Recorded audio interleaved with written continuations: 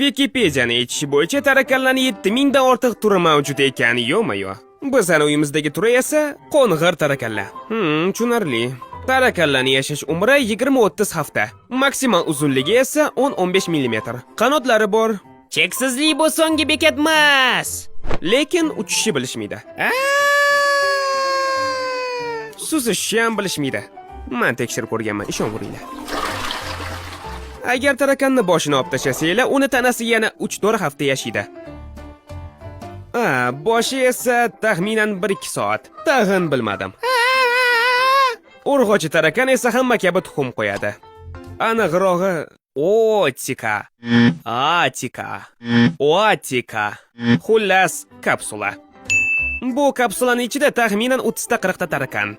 Bitta ona tarakan esa o'zini umri davomida o'qiylikchi 360 ta tarakan. What?